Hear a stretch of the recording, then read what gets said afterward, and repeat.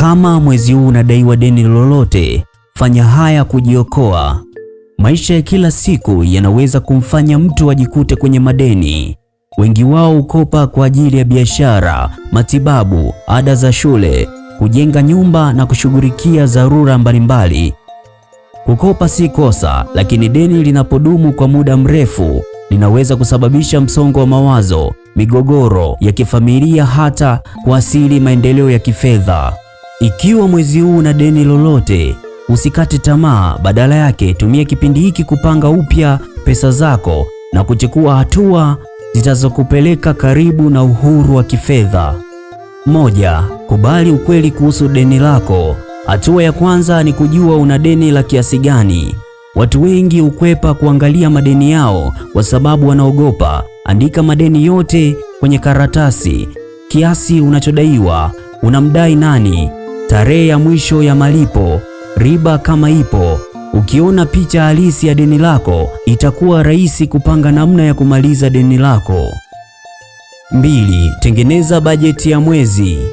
Andika mapato na matumizi yote. Gawanya matumizi katika makundi mawili muhimu: chakula, kodi, usafiri na huduma muhimu. Yasiyo ya lazima: burudani, matumizi, anasa na manunuzi yasiyo na ulazima. Pesa utakazoziokoa zipeleke kwenye kulipa deni. 3. Epuka kukopa deni jipya.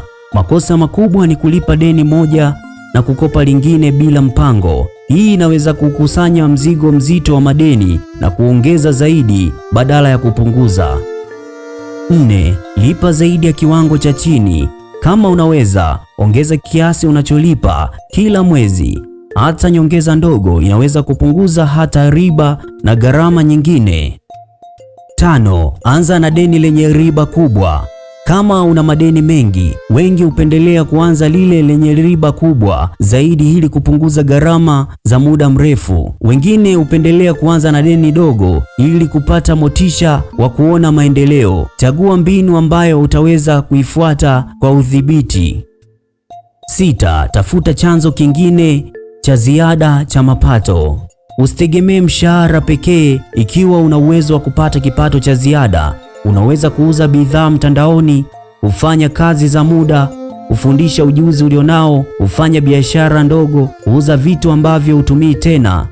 Mapato ya ziada yanaweza kuelekeza moja kwa moja kwenye kulipa madeni. 7.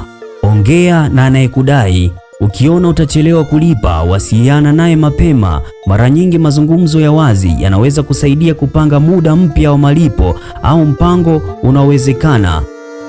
8. Punguza matumizi ya papo kwa papo. Jiulize kabla ya kununua kitu: je, hiki ni hitaji au ni tamaa?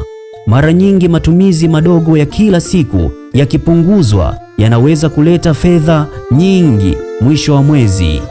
9. Weka lengo la kila wiki. Badala ya kusema nitamaliza deni mwaka huu, jiwekee lengo la wiki. Mfano, kulipa kiasi fulani kila Ijumaa. Malengo madogo huwa ni rahisi kutekeleza. 10. Jifunze kutokana na deni. Baada ya kumaliza, tengeneza tabia ya kuweka akiba ya dharura. Hii inaweza kukusaidia kupunguza uwezekano wa kukopa tena unapokumbana na changamoto zisizotarajiwa.